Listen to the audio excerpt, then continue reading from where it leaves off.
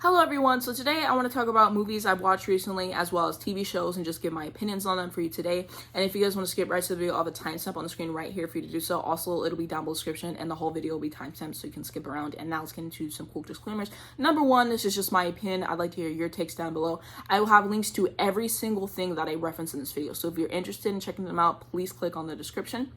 And I'm going to be reading off my phone for my notes. Now let's get into it. So in my February favorites video, I said that I was rewatching Scandal and I finally finished it. And a synopsis of the show, in case you guys don't know about it, is that it takes place in Washington, D.C. and focuses on Olivia Pope's crisis management firm, Olivia Pope and Associates, OPA, and its staff, as well as staff at the White House and surrounding political scene. And so I have seen the show all the way through a few times, so I was like, you know what, let me rewatch it. So what are my thoughts now that I have finished the show? So basically, I really enjoy the show for the most part. I feel like season 7 is trash. I just did not like the direction that they went in season 7. The ending made no sense at all, in my opinion, of course. And Nellie is by far my favorite character on the show, and you guys can watch this one on Hulu. Next up is going to be Grey's Anatomy. So the fictional series focuses on the lives of surgical interns, residents, and attendings as they develop into seasoned doctors while balancing personal and professional relationships. And so today I'm going to be talking about season 17, and yeah. So I just want to say, can Shonda please start writing the show again? Because Krista is running the show into the ground. Because why did it take me multiple days to even want to watch this week's episode? Because the show is just getting so bad. And this is going to be spoilers. So if you guys want to skip right to the next one, I'll have a timestamp on the screen right here and also down below. But basically what's been happening this season is that they just killed DeLuca off, which was a great character. And I really did like his character. But why is Owen still on the show? Why is Owen still on the show? Why do we have to get rid of Arizona? Why do we have to get rid of April for Owen? I'm not understanding. His character is so irritating and grating. Every time he comes on the screen, it's just a moment that I don't enjoy. Why do we still have him on the show and we had to sacrifice good characters that we actually all liked? I'm not understanding that. And she is just ruining the show and I'm just really not enjoying it anymore.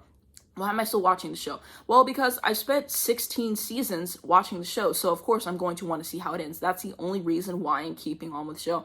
And I'm really hanging on by a thread each and every single week. That DeLuca episode just really made me upset. And yeah. And so I'm just hoping that they're going to end soon. I read something and she was just saying like they don't know if this is going to be the last season, so she's kind of trying to prep as if it is the last season. And at this point I hope it is, because she's just ruining the show and we'll just have to see what happens with that. But that's just my personal take on this season of Grey's Anatomy. Next up is going to be the Jetsons. So they live in a comical version of a century in the future with elaborate robotic contraptions, aliens, holograms, and whimsical inventions. And I'm still watching it. I've only watched the first 6 episodes, I think, but I'm really enjoying it so far. I remember watching it as a kid and it's just a nice little bit of nostalgia. It's something fun to watch on the mornings.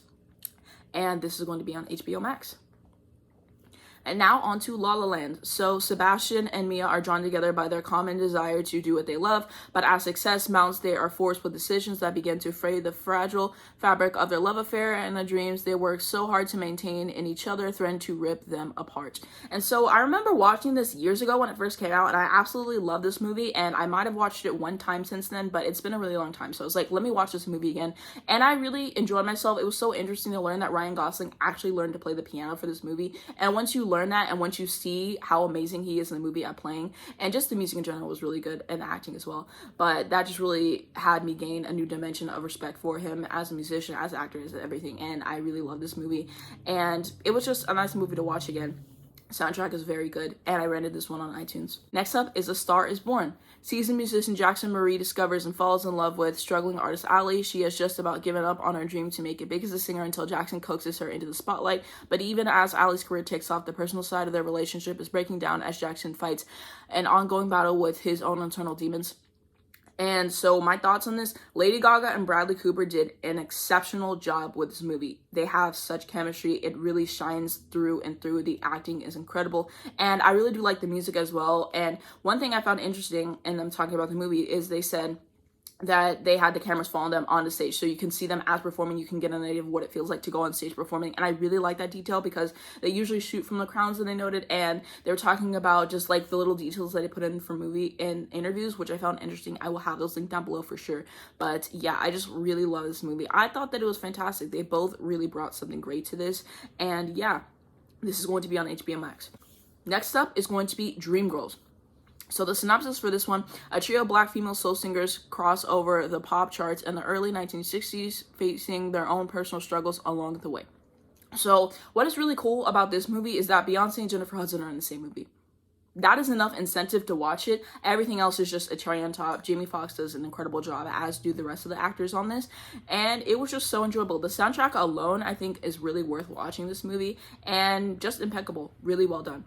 I rented this one on iTunes. And next up is The Truman Show. So a synopsis for this one: an insurance salesman discovers his whole life is actually a reality TV show. So my sister recommended this to me recently, and we did watch it together. And I must say that I feel like this was a fantastic movie. I was really shocked to see that this came out in 1998. Just the way that it has aged so well and it's become relevant. And you watch this movie and you're like, this is what society is like now, with the way that the family channels are exploiting their kids and everything.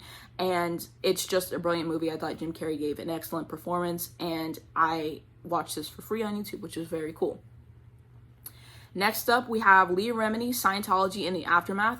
It is an American documentary series that investigates the Church of Scientology through the experiences of American actress LEAH REMINI and other former members. Very informative. I have watched the first 2 seasons at least twice by myself, and I was talking to my sister about the show yesterday, and she was like, let's watch it. And so we started the first episode, and we're going to continue watching it. But this is very informative. It helped me learn a lot about Scientology and just the way that they go about it, and having new people on each episode to share their stories and also giving their experiences and just really telling everything and just the way that they dig into it. I think that is fantastic, and I highly recommend if you guys want to learn more about Scientology. And this one is going to be on Hulu. And lastly, we have Moonlight. So for the synopsis for this one: a young African-American man grapples with his identity and sexuality while experiencing the everyday struggles of childhood, adolescence, and burgeoning adulthood. And this movie was simply fantastic. The acting in this one really blew me away, especially when you consider that the same person was played by 3 different actors as he goes across life, and they weren't allowed to meet each other until after the movie.